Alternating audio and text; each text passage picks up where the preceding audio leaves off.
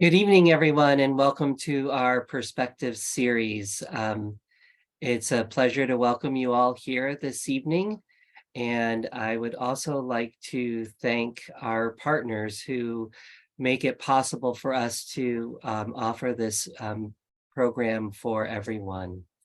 Of course, I'd like to thank the library.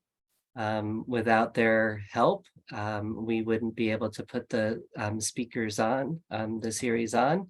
I'd also like to acknowledge and thank the Friends of Olympic National Park and Discover Your Northwest, who provide support for the presentations.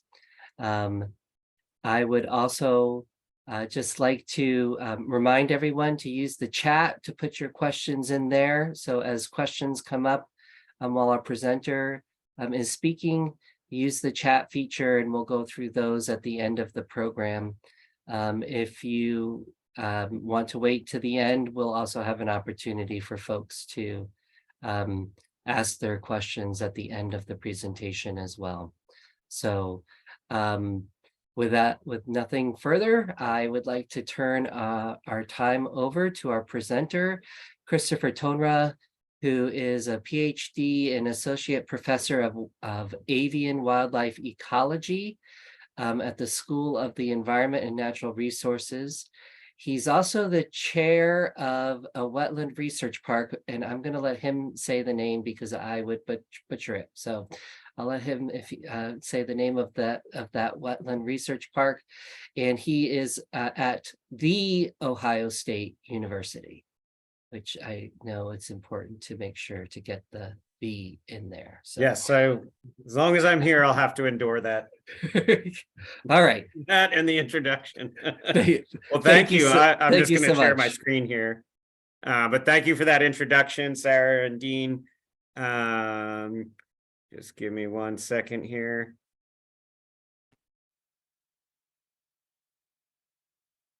Okay. A lot of messages here. Hopefully everybody can see my screen okay. Looks good. Great. Well, thank you, everybody. Yeah, so I am at Ohio State. We usually just refer to it as the wetlands. That's kind of a new position I've taken on at the Elwha River Wetlands Research Park. I can't believe I got it all. But yeah, so I am in the School of Environment and Natural Resources. And right before I came to Ohio State, I was at the Smithsonian Migratory Bird Center, and I was actually in Port Angeles when I got the call offering me the job to come here to Ohio State. So I really fondly remember my time, several years working on the Olympic Peninsula, and certainly have a lot of great memories, both personally and professionally, from working out there. So it's real fun to talk to you all about the work I did while I was there, which focused on not just, but it definitely focused a lot on the dam removals on the Elwha River and the responses of birds, kind of looking at them as bioindicators of those removals, but just looking in general at the role that salmon play in the ecology of one particular songbird, the American dipper, which we'll spend a lot of time talking about today. So some of this intro will probably be a little bit old news to all of you. I'm used to giving it to audiences that are not as familiar with the local ecology and everything, but hopefully it will still be informative. Before I get started, I do just want to acknowledge, and it's ecology, it's science, so nothing ever happens in isolation. So I've had the pleasure of working with a lot of great people to make this project happen. First of all, my advisor, both for my PhD and while I was a postdoc at the Smithsonian, Pete Mara, seeing there what he really loves doing as opposed to studying birds. And then Kim Sager-Fradkin, who I'm sure some of you probably know with the Lower Elwha Clallam tribe. Both were kind of the main collaborators on all this work. And then, of course, I had a ton of work in the field and just support in general while I was there. Most of all, Sarah Sandejas-Zarelli, who worked with me in the field every year. I was out there every season, every year I was out there. Dave Manson also spent a lot of time with us out in the field, and all the folks with the park. just folks that just provided hospitality support and everything. You can see all listed there. It was a really great and really big collaborative effort doing all this work. And then, of course, all the funders and support that we received from all these organizations. A lot of this work was funded by a Fish and Wildlife Service tribal research grant to the Lower Elwha Clallam tribe, and then funds and support from all these other institutions as well, including National Park Service and Olympic National Park.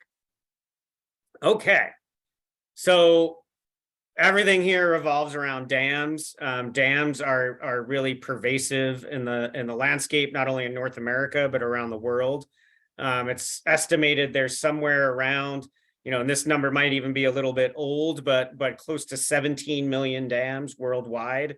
That includes both these large head dams, like the Trinity Dam that you see here in California, and what we call low head dams. So these sort of small, few feet tall, or up to 10-foot tall dams that we have in a lot of places, like especially all around here in Ohio. In the US, it's estimated every watershed greater than 2,000 square kilometers is in some way affected by dams. And they, of course, play important roles in society, things we need like water and electricity, whether it be water for the drinking supply. One of the largest dams here in Ohio, funnily, is called the Hoover Dam, and that provides the drinking water for the city of Columbus that I'm in right now. And then, so about 16% of the dams go towards supplying water to the food supply or supplying drinking water, about 19% for electricity, and then many for things like flood control. So they do provide important services to human society, but of course, we know they have massive ecological impacts by disrupting the flow of water through the landscape. So these can be really extreme, both upstream from the dams, where we go from a riverine system into a lake system and flood an enormous amount of potential habitat, potential livable land near streams, winds up being under lakes, like you can see that on the upper right there. And then, of course, we have these effects downstream, and that water is being diverted. So downstream portions of rivers are not receiving water they normally would. So that's, like you can see on the left there, the Colorado River Delta, which was one of the most productive estuaries in the entire world, essentially does not receive any meaningful amount of water any longer because of the damming of the Colorado River. And then this can have enormous impacts and sometimes extreme impacts on fish and wildlife. One extreme example was on the Klamath River in 2002, where really low flows coming out of the Klamath River dam systems caused massive die-offs of salmon that were running up that river, and really in a major catastrophe for those fisheries and all the communities that are dependent on them. And so you all out there are familiar with this because it's been right in the center of the Olympic Peninsula and nearby Port Angeles with the Elwha River. And one of the things that the other impacts of dams is that it interrupts migration of migratory fish, like anadromous fish, like salmon. It can completely cut off major portions of potential spawning habitat, really restricting their ability to reproduce and replace themselves. And that was certainly the case, like this picture here illustrates, of the old Elwha Dam and salmon stacking up against it without any bypass they can use to travel above the dam and access really the majority of the Elwha River watershed. So we were really interested in kind of looking at the impacts of that, not only on the salmon, but salmon are what many people would call a keystone species. Salmon impact numerous other aspects of ecosystems through their presence and through their activities, that so much so that whether or not they are present in an ecosystem can make those ecosystems completely different in either of those contexts, in terms of how they function, in terms of things like the species diversity, the productivity, for many, many reasons. And we wanted to look at that in this study that we did several years back on the Elwha, but also elsewhere on the peninsula, as you'll see. So one of those impacts, kind of interestingly, is that salmon can really act like fertilizer. So as many of you probably know, most salmonids, they are semiparous in that they breed once and then they die and their bodies decompose in their spawning habitat. But with salmon, because they're anadromous, they leave the streams as juveniles and they grow to adulthood in the ocean and then return to those rivers. They grow about 80% of their body mass in the ocean. And the ocean is enormously nutrient rich compared to most of the streams, especially most of the streams in Western North America. They just don't have a ton of nutrients, especially relative to all the nutrients that are out there in the ocean. So the salmon coming back in the thousands or more, they're bringing all those nutrients back into rivers when they come back to spawn. And then when they die and decompose, they deposit those nutrients. So like I said, they kind of act like fertilizer in what would be normally a really nutrient poor system.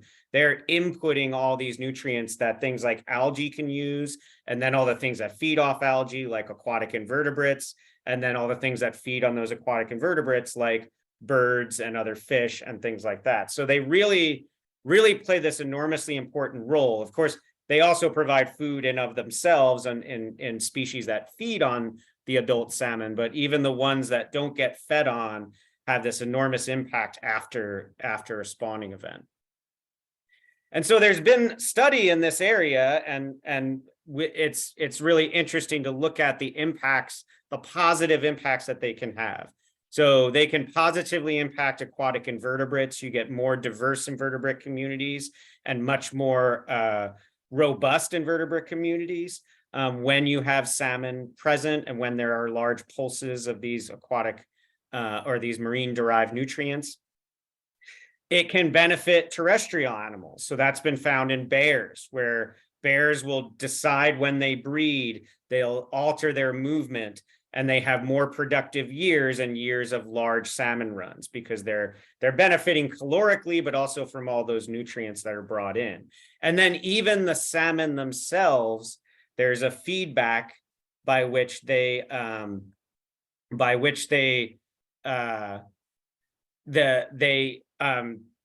benefit their offspring, because the offspring of salmon actually, one, they will feed directly on the carcasses, but they also benefit from those nutrients. So it's estimated, I forget the exact number, but it's somewhere around 50 or 40 to 60% or so, I think, of the nitrogen that juvenile salmon gets actually comes from the ocean. They're getting that by consuming the decaying carcasses of the adults and the aquatic invertebrates that are also benefiting from all those nutrients. So there's actually a benefit to the salmon population of all these nutrients brought back into this otherwise nutrient poor system. Sorry, lost my cursor.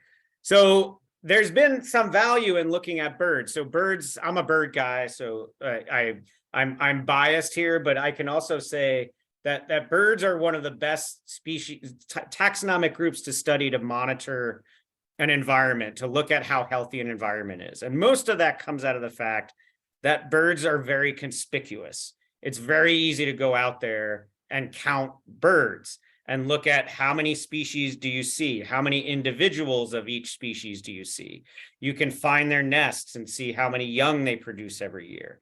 So they make it easy on us, much easier than things like many mammals do, which are very secretive and you don't see very often, or they have very large home ranges. So you have to work over very large scales to study enough individuals to make any conclusions. And it's just a lot easier. And especially they make it easy songbirds because they sing in the breeding season. So you don't even have to see them. You can just count them by how many you hear singing, and it gives you an idea of how many breeding territories there are. And this was an example of a study that looked at that. This figure here, this is just looking at in the white where you have below the falls, meaning this is a waterfall that salmon cannot bypass. So below the falls, you have salmon spawning. Above the falls, there are no salmon. And what you can see is you have a greater density, meaning the number of individuals per acre, essentially. It's higher for these 4 different species of breeding songbirds.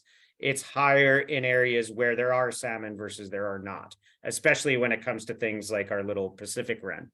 And so there is some evidence that birds do respond numerically. At least it looks like populations benefit from salmon being present, but ultimately populations are made up of individuals. And so we really want to understand, what's going on there. How is this the result of outcomes for individuals? Is this because salmon being present helps individuals survive better? Is it because they have more babies every year? And so that requires actually doing more in-depth study on individuals and trying to look at more specifically what's the impact or the potential impact that salmon being present in an ecosystem has. And so that brings us to the objectives of our study. I'll talk about the star of the show, the American Dipper on the lower left there. But we essentially had 2 objectives we really wanted to look at in examining on the Olympic Peninsula what's the impact of salmon on bird populations and through them wildlife populations. And so one was, how do salmon barriers and marine derived nutrients influence these wildlife, in this case birds, at the individual level?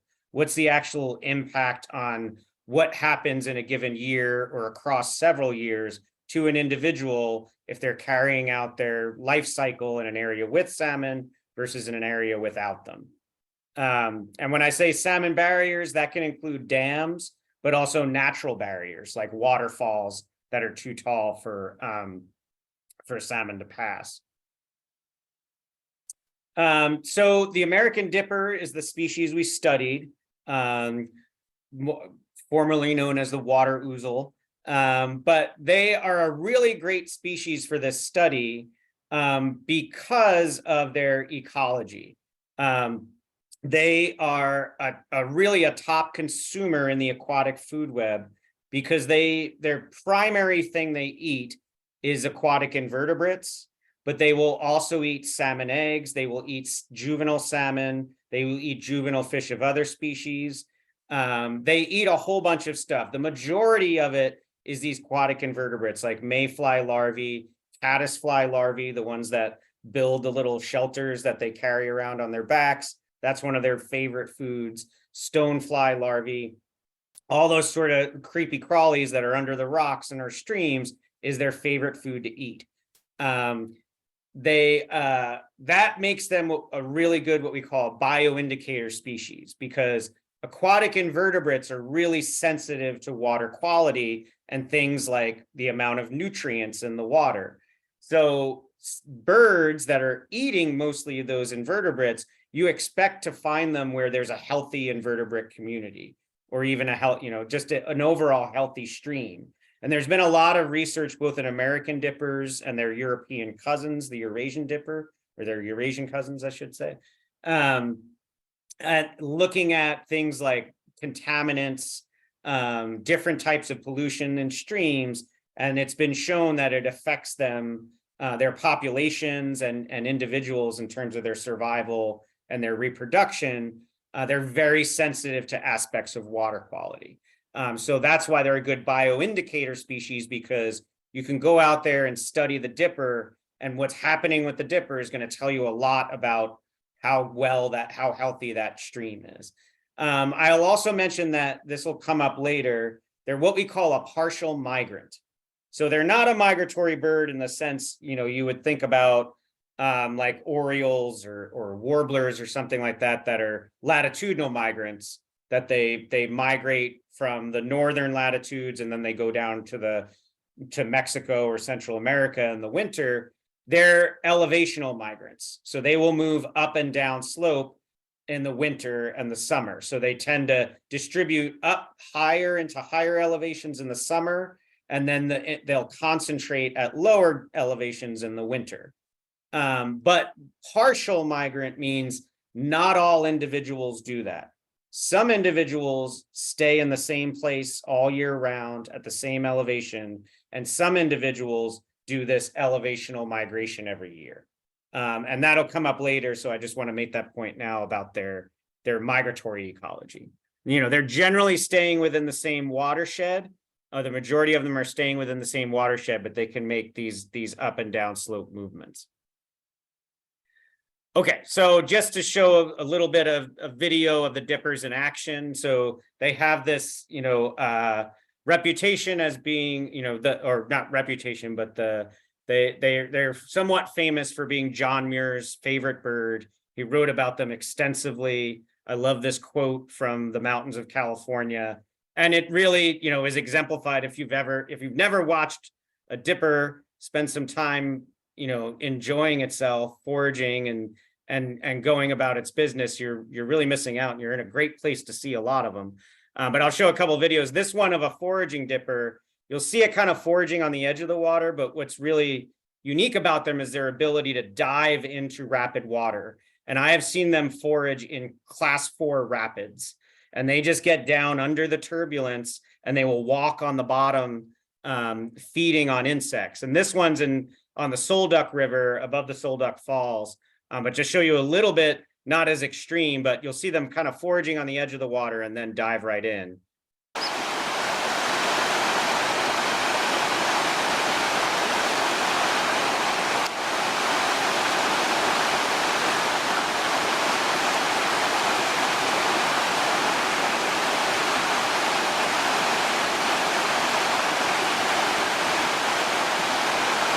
Pretty amazing to see how waterproof their plumage is and everything. And I kind of lose track of it here.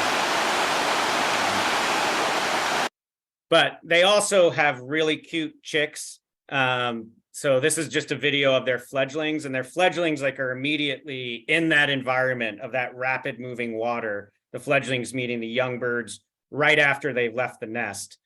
So this is a couple of young birds also from the Solduck, right around the confluence with the north and south fork of the Solduck here.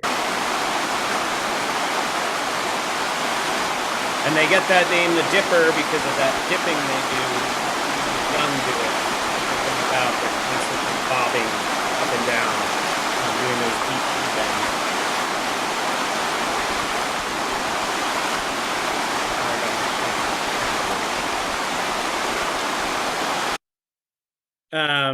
So we wanted to look at dippers, follow them at multiple times a year, and look at how individuals are doing, how successful they were in completing their life cycle in areas with salmon and areas without salmon.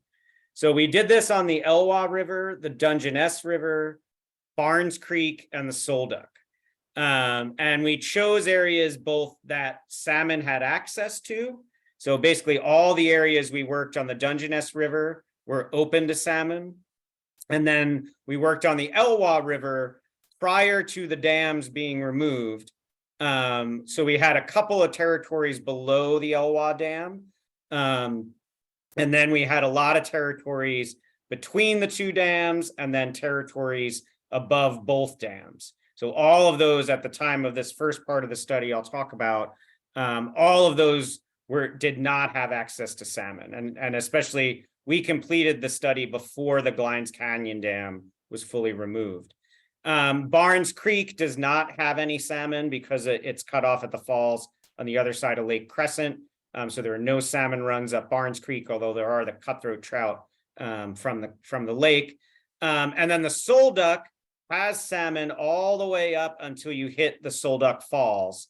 And then we had many territories up above the falls that had no access to salmon, and then all these ones below the falls did. So that's where we worked.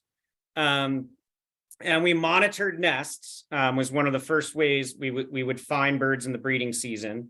And if you've never seen a dipper nest, they're really interesting because it's kind of it's a living nest. So it's made out of green moss, and they generally will build it somewhere where it's going to receive a lot of spray from the river. So it kind of keeps it moist and makes it really camouflage in a natural environment, as you'll see in a second. But they really love bridges. It just provides this good structure. There's overhead cover from any avian predators. The main predators I saw in their nests were ravens. And so that's a good way to be concealed from ravens circling above. And then they're over the deepest water often, so they don't have to worry about predators from below. So bridges work really well for them. If you drive out, crossing the Solduck all those times as you're headed west out towards Forks, and so every bridge you cross that goes over the Solduck, I guarantee you everyone has a dipper nest on it. They just really love bridges. But they're kind of cool to find in their natural nesting sites. So we can play a little, can you find the nest here? I'll leave this up here and we'll see. I won't make you all guess on the Zoom, but I'll leave it there for a second and see if you can spot it.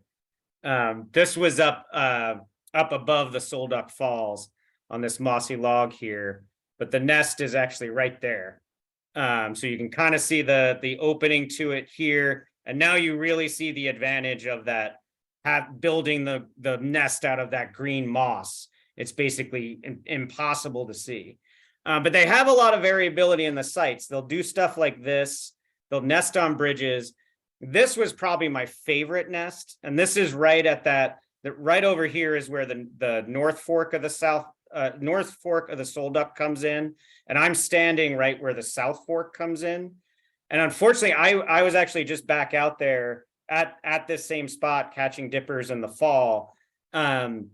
And unfortunately, I guess this tree is gone because this is the root mass of a huge Doug fir, and the river was just undercutting the root mass. And if you look right here, that's actually a dipper sitting there, and the nest was up inside that root mass. The birds would just fly in and then go up, and it was somewhere up in there. I would go underneath it, which was kind of frightening, and I never could actually see where it was. Like I could see the hole they were going up, but it was somewhere way up in that root mass. So again, they like all that cover. They like being over deep, swift water because it provides a lot of protection from predators. And then these are probably my two favorite nests. I'll play the first one. You're going to see the bird come in. This is while the bird was building the nest. And you'll see it come in with a bit of straw that it's going to bring in to line the nest. And then it'll zoom out. And I think you'll recognize the location once I zoom out. But I was pretty excited when I saw it. Here comes the bird. Thick. Nest there.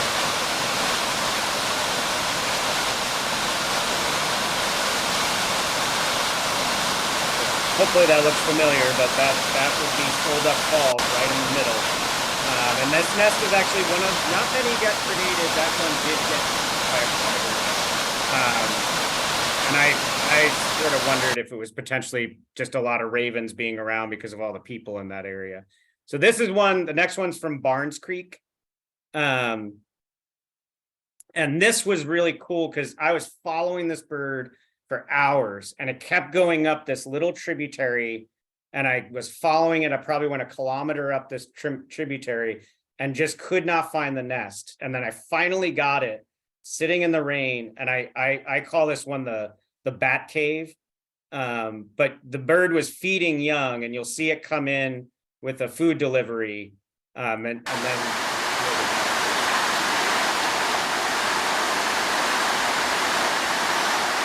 was somewhere back in there behind that. I call it the bat cave. But that one was really, really neat. Okay, so that's just a little bit about dippers, and now I just want to talk about how we were studying them. So we catch dippers, and most songbird studies we catch them in what we call mist nets. These are really fine nylon mesh nets. And what's really convenient for a bird biologist like me oh, sorry. And dippers is that dippers hate flying over land. If there's a meandering stream, they will fly over the water and follow every single meander and not take the straight line across to hop over the land. They want to be over the water. The only time I ever see them fly over land is the ones I had caught several times that had gotten savvy to what I was doing, and if they were getting chased by a predator. Other than that, they're going to fly over the water. So if I can stretch a net all the way across the water, it's really easy to catch them. So this is actually Griff Creek here, and this is a net stretched across. You can't really see the net here, and that's the idea, is these mist nets, when you have any vegetation or anything behind them, they completely disappear. So the bird's just going about its business. It flies into the net. It's made out of several pockets. And then this is me extracting a bird out of one of those pockets after it flew in. Sometimes we had to get creative. So, sometimes we had to work over really deep water. This is about as deep as I would go. Once it's over your knees, this is in the Elwha River, granted up a little high, so it's not at its biggest. But it can be pretty, I only got swept away twice, but still, it's not fun. So this, could be some rough conditions where we had to stretch the net across. Sometimes we had to get creative if we couldn't stretch it across, and we would hang weights off the bottom, and this is us hanging it over a bridge. We also had to, sometimes we would stand there holding the pole, one end of the pole. If it was a really wide stream, we'd have the net in a shallow section. And as the bird was coming to bypass the net, I would throw a stick in front of it to redirect it back into the net. You had to get really creative, but sometimes you could catch them on the nest. So this is actually a fallen Doug fir, and it was hollowed out in this end, and the nest is inside that log. And you can just use a dip net and lift it up in front of the nest, and the female will flush off into the net. So sometimes we were able to catch them that way as well. Okay, so once we had them, we needed to figure out a way to study, are they getting these nutrients from salmon? Are they benefiting from salmon being in the stream, before we wanted to say anything about what those benefits were in terms of, was it helping them reproduce better? Or was it helping them survive better? So just a little chemistry here. I hope I'm not giving anybody, anxiety from being back in school in chemistry, but I know I still get it. But the tool we use is what's called stable isotopes. So you might have heard of radioisotopes, radioactive elements. Those decay over time. Stable isotopes don't decay. And isotopes just means, like in this case, it's a different form of an element that's more rare. And so hydrogen has one proton in its nucleus and one electron orbiting that. There's a form of hydrogen called deuterium, which has a neutron also. So it's heavier because it has that extra particle. It still acts like hydrogen, but it has a little bit of a different weight. And the thing is that if you look at the amount of the heavier isotopes, those vary predictably in the environment for different reasons. And so we worked with carbon and nitrogen. And carbon and nitrogen are really good for knowing if there's things that are coming from the ocean versus coming from a freshwater environment. So nitrogen is the higher values, more heavy nitrogen in the ocean, because the ocean has much longer food webs. And the nitrogen that we're finding in the birds is coming from protein.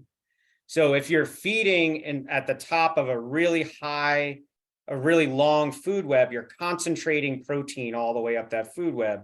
So a salmon, which is predatory in the ocean, is going to have really high nitrogen values.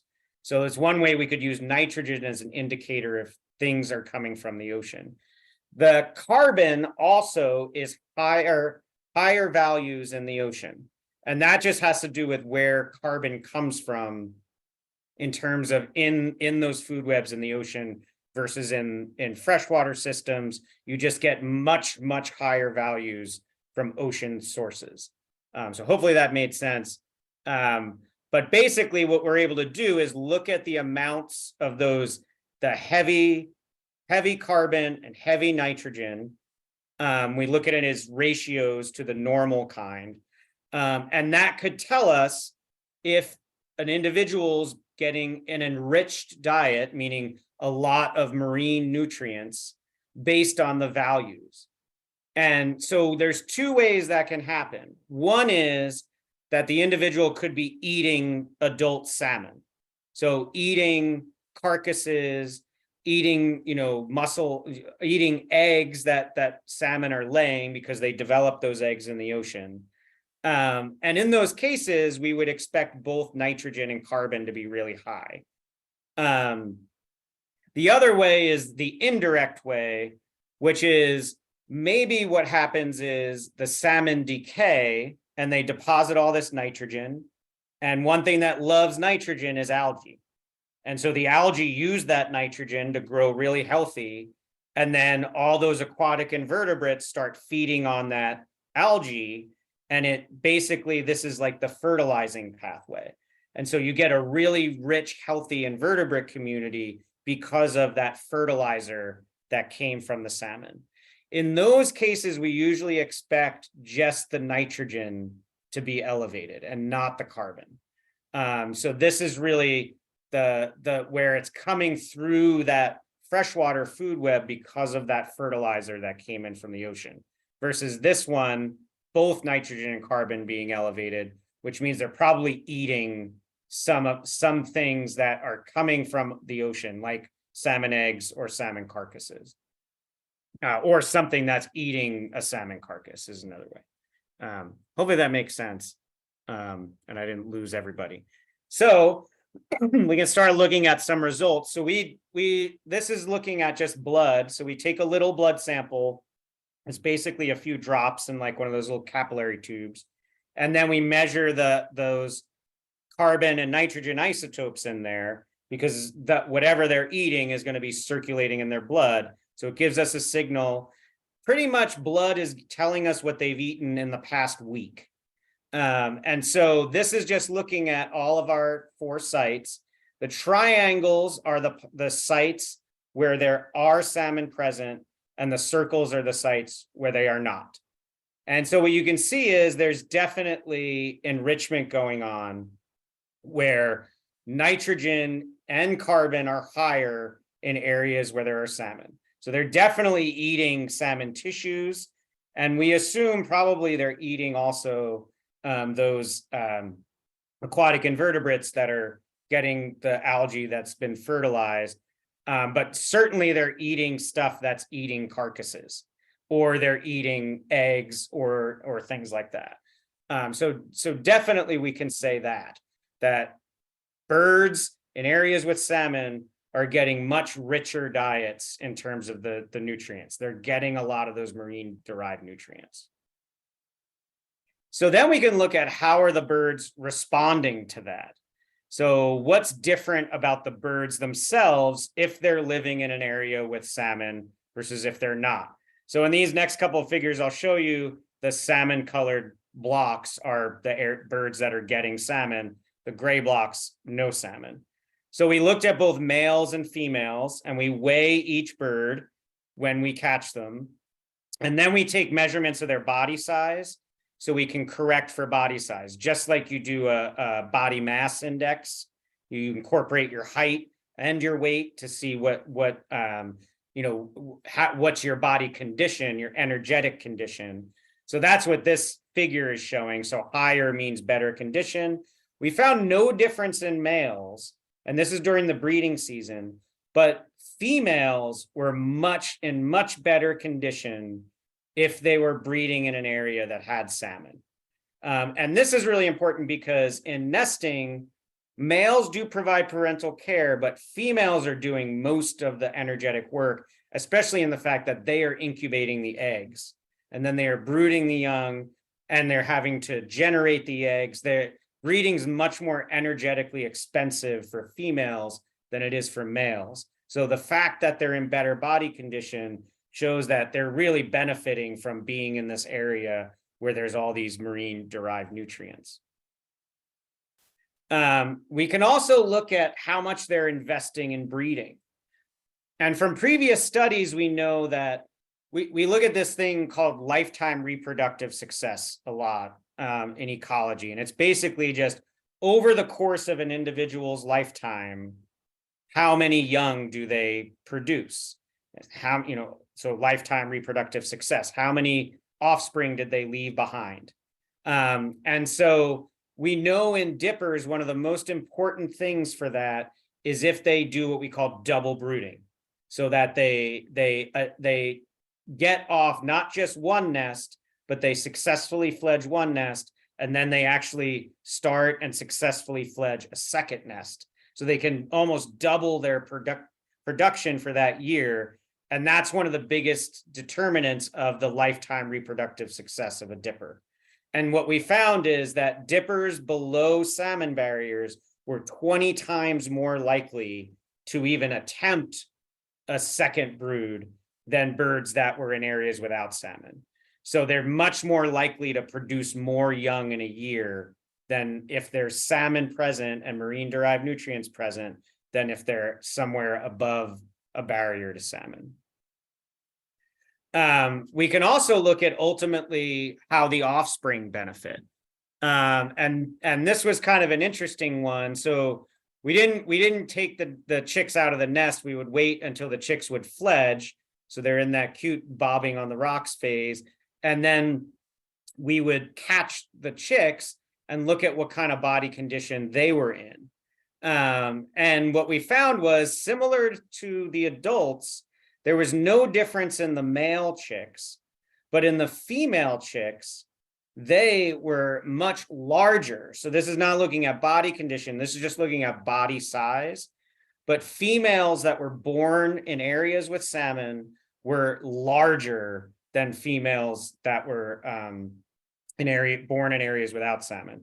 And the measure of body size here, the tarsus length, it's the measure of the size of this long bone of the leg, how long that is, which is a really good indicator of the overall skeletal size of the bird. And what was interesting when we looked in the isotopes from these chicks, the larger females showed much higher carbon isotope ratios.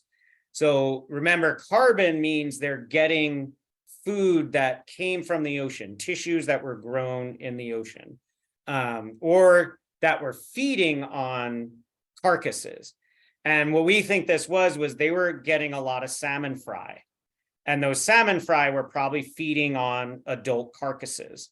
And so they had a lot of that enriched carbon in their bodies. And that's the reason the females were getting more carbon, the female chicks, and then ultimately were growing to a larger size because of that supplemented diet.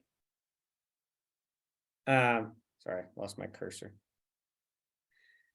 Sorry, just going to take a drink.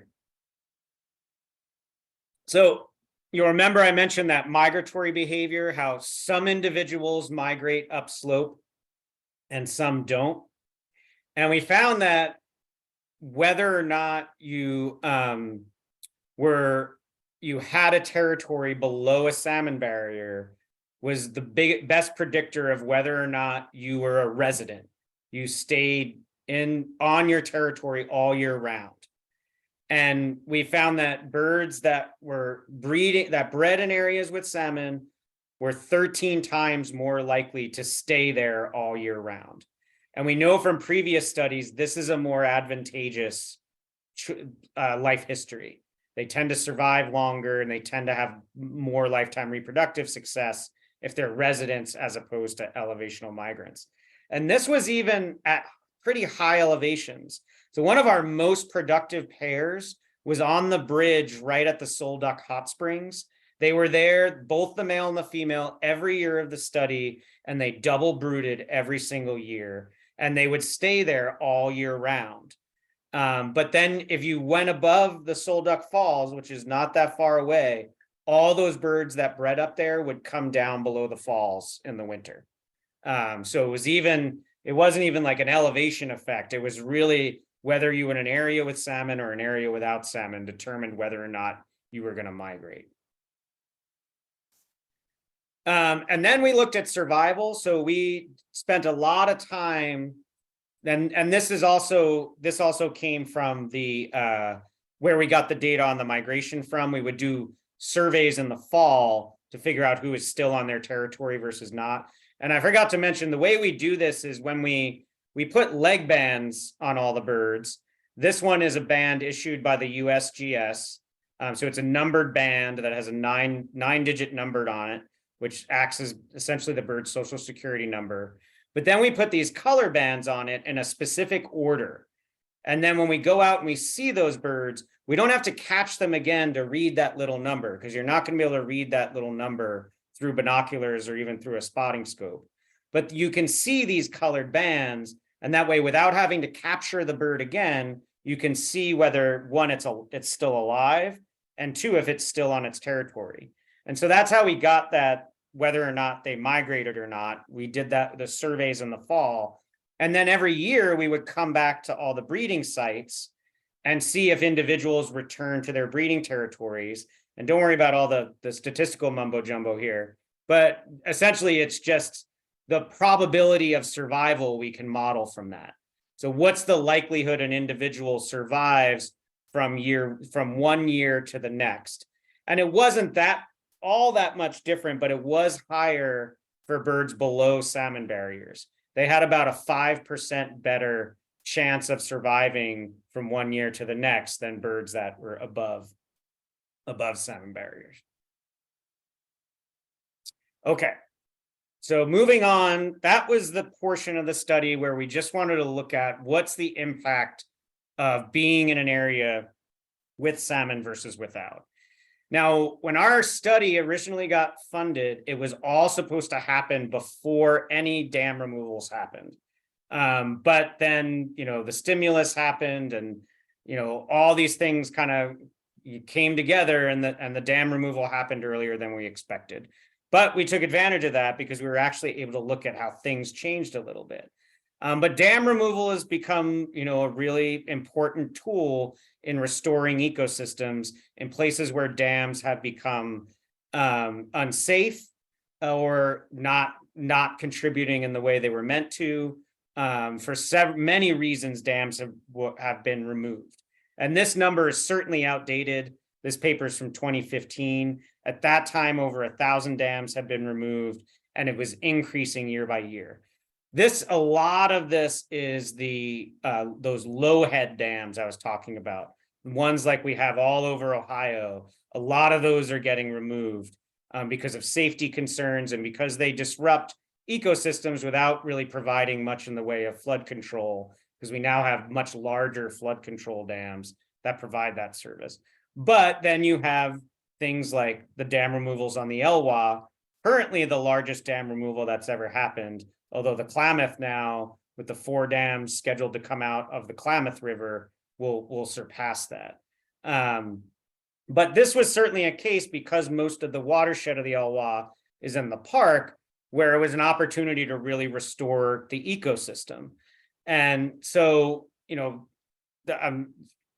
are mostly familiar with all this information here in terms of the dams. But you have the Elwha Dam about 5 miles from the mouth, and then the Glines Canyon Dam was further up. The Elwha Dam was completely removed between 2011 and 2012, and then the Glines Canyon Dam was completed shortly after we completed our study, the final stage of it. So the research I'm going to present here in terms of how we looked at the responses was looking at how the birds between the Glines Canyon Dam and the Elwha Dam responded in the years immediately after the Elwha Dam was removed. So these stars here are where we monitored territories between the 2 dams, and then we monitored territories above Glines Canyon Dam, and then we had a couple that always had access to salmon below the Elwha Dam. And so, of course, and we've seen this happen now. I mean, one of the most incredible things I saw was that first year I came back after the Elwha Dam was gone in the fall, and seeing steelhead and Chinook in the river again. It was really I never expected to see that happening so fast and see dippers following spawning salmon along, gobbling up all the eggs. They were ready for it. They were perfectly happy to take advantage of it right away.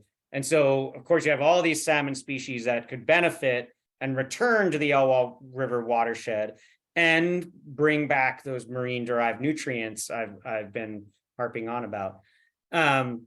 So this is just showing the Elwha Dam before and after its removal. And so we had samples from before and after, but we kind of wanted to extend our time series to some extent. And so we can do that by sampling those isotopes in multiple tissues and getting different time scales. And so we sample blood, which gives us what the bird had been getting in terms of nutrients pretty recently, the last 1 to 3 weeks.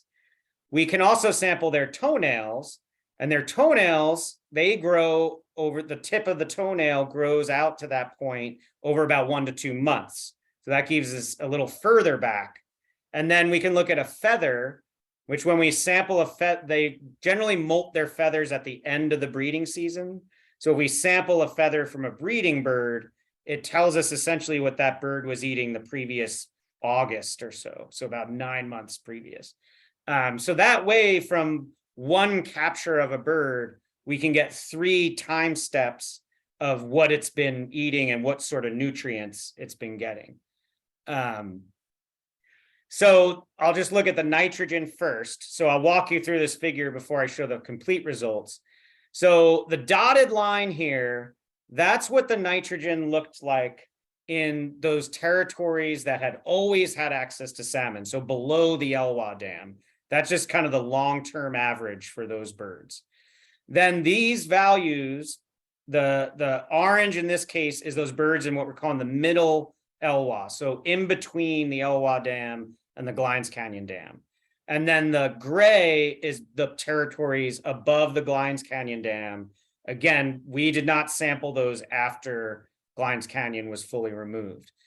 So this is what they look like, 2010, 2011. The BR here is breeding. The NB is non-breeding, so spring, fall. And you can see they're well below in nitrogen, all of those birds, well below what we expect to see in a bird that's getting access to marine-derived nutrients. So then, of course, between 2011 2012, the dam is removed. And then when you look in the orange here, in nitrogen, you can see all those values just went up. And they were, for the most part, within about a year, they were already at the same level or right about the same level as the birds below the Elwha, which had always had access. And so immediately those birds started responding and started benefiting from those marine-derived nutrients returning to that section of the Elwha. So really, really amazing to see such a rapid response in the food web right away after the dams were removed.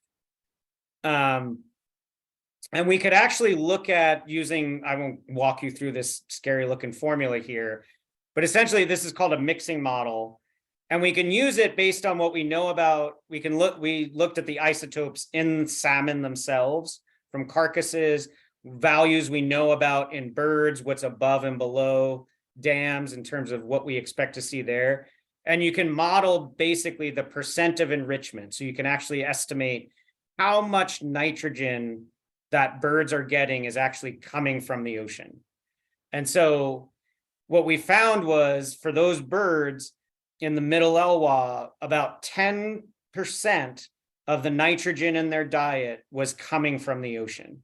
Some of them were as high as 35, 36%. So a third of the nitrogen in their diet was coming from the ocean while they were feeding in the Elwha River. Pretty spectacular. There's been cool studies of this in Alaska of like alder trees and how alder trees in Alaska get about 30% of their nitrogen from the ocean. These alder trees up on streams. And the same thing, it's because salmon are bringing those nutrients in and contributing it to the ecosystem. So carbon was a little bit of a different story here. Remember, carbon generally only gets enriched if there's direct consumption of marine tissues or something that's been feeding on marine grown tissues. And so we did see increases in the non-breeding season. So in this year, you can see there's more in the middle Elwha than there is up above Glines Canyon. And in this non-breeding season there is, but there was no difference in the breeding season. So that's an indication that the birds in the breeding season are getting that fertilizer, or they're eating insects and things that are getting that fertilizer because that nitrogen is bumped up, but not necessarily the carbon. In the non-breeding, they're definitely getting that carbon, and that's telling us that they must be eating things that are coming from the ocean, that were grown in the ocean, or something that's feeding on something that's in the ocean. But we think it's something that was grown in the ocean. Like I hinted at before, dippers love salmon eggs. They will just gobble up a whole red. So this was taken by Florian Granner. This is a dipper, an underwater photo, and right there is a nice pink salmon egg in its bill. And like I said, people have, I've seen it, other people have noted, you see a salmon laying eggs and you'll see a dipper right behind her gobbling up those eggs. And so those eggs are grown in the ocean. And so that's why we think, because most of the spawning that when dippers are feeding off those eggs are happening in their non-breeding season, it's why we saw the impact of carbon only in the non-breeding season when there's lots of eggs compared to the breeding season where there's not very many.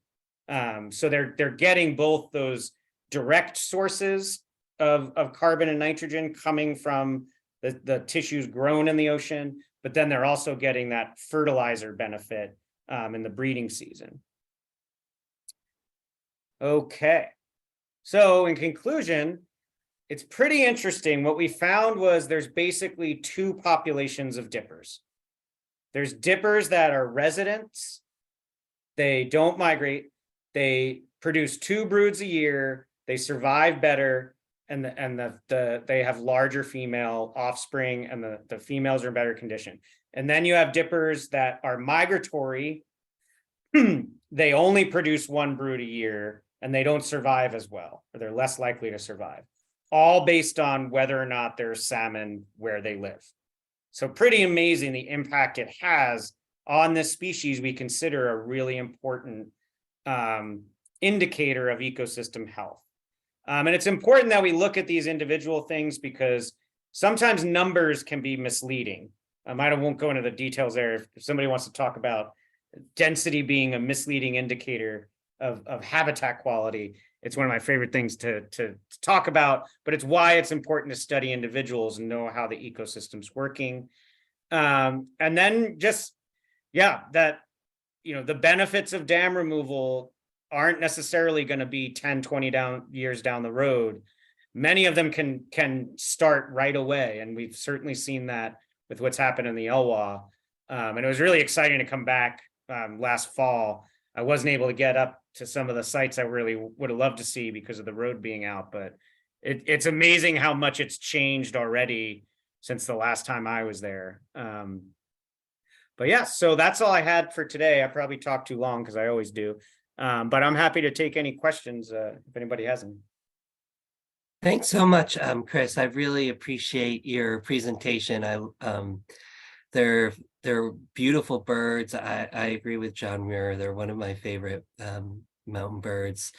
And we do have some questions. So I'm going to just jump right into it because we are kind of running towards the end of our time together. Okay, sure. Our first question came in from Mackenzie, and she asked, how far would that go? I think she's meaning this nutrient, these marine-derived nutrients. You mentioned algae, but would the trees and plants surrounding the tributaries show the same levels of marine-derived carbon? So certainly in the stream, in the stream, it's as far as the salmon go. So you need for if there's salmon present, then you have the potential for those nutrients. In terms of moving beyond the stream, that hasn't really been found in the Elwha or a lot of the Pacific, like in the Pacific Northwest, but it has been found in Alaska. And the big difference with Alaska is you have brown bear, and brown bear are spreading salmon beyond the stream by dragging them around and all the things that they do in that environment. So we think that's why you don't necessarily see the fertilizing of the riparian trees that in Washington like you see in Alaska. Just need some more salmon eating bears in the Elwha. Exactly. All right. Gary asks that he says, I'm assuming that dipper pairs that attempt a second brood generally use the same nest dome. Is that correct? Usually, yeah, because it saves a lot of time. You know, breeding seasons are limited in time. And so usually you're better off just, you know, you'll see them freshen up the nest, but usually they will just use the same nest over again. Okay. Tiffany asks, so she's seen American Dipper at a salmon-bearing creek near her home, and they are going to be doing extensive restoration planting in March and intermittent weed control throughout the year. Manual things like clipping blackberries and deseeding canary grass. Are there specific times when I should avoid the creek area or certain activities when the birds might be more sensitive to disturbances? They're pretty tolerant of people. I mean, if you've encountered them while they're foraging, they'll get right. I mean, they'll almost step on your feet sometimes, or you know, just bump. They're so focused on what they're doing. So the only disturbance I would really be worried about is near a nest site, or if they have a brood of fledglings. So, you know, they nest pretty early. I'm trying to think of when, you know, like May and June is when they're most active in their nesting.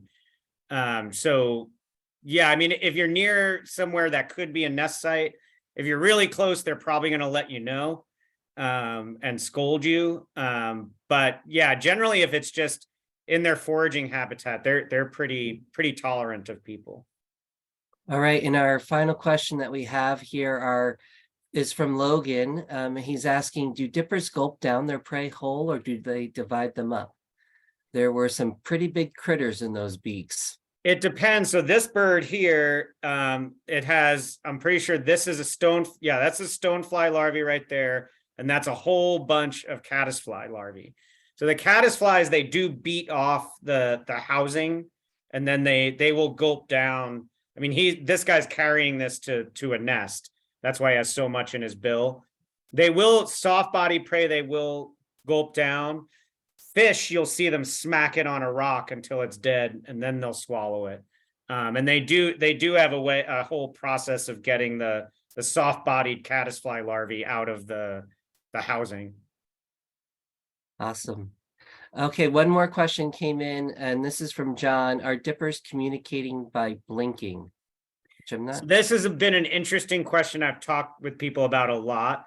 I think I would guess yes. And what I think it might be is, so bird vision is interesting because birds can see into the ultraviolet.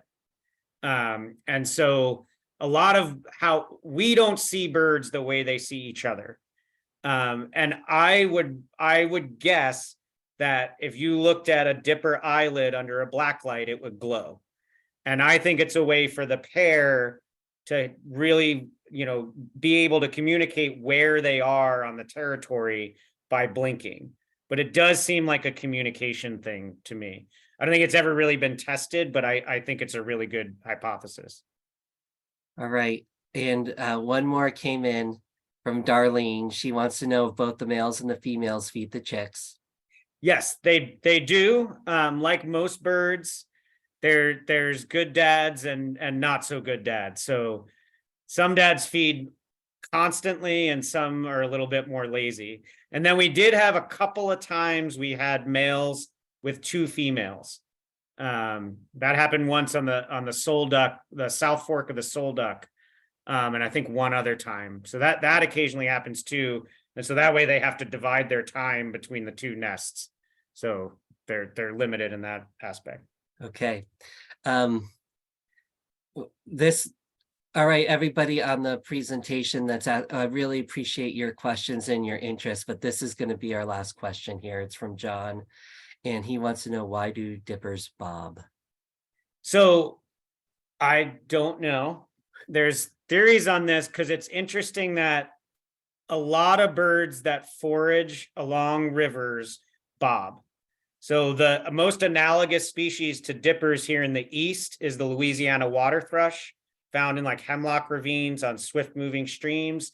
They bob all the time. Spotted sandpipers, as they're really abundant along quick moving streams, they bob all the time. So one of the theories I've heard is it's to camouflage themselves with the motion of the water to not be as noticeable.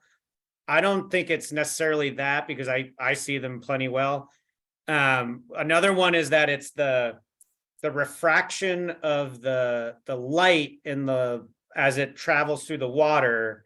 You know how it creates that optical illusion of, when you try to reach in and grab something, that somehow it helps them adjust to that light refraction. I've also heard it helps them stay warm. So there's a lot of theories out there, but I don't know that anybody's ever really found a way to test it. But it is interesting that all those species you find in that similar environment all have that same behavior. Well, thanks, Chris, for your presentation and for your time. It was really fascinating. I learned quite a lot. Great. And I really do appreciate that. Thanks everyone for attending our perspectives this evening. The video recording of Chris's program will be up on the North Olympic Library website, the same place where you found the link to join the presentation. You can find the past presentations, the recordings of the past presentations.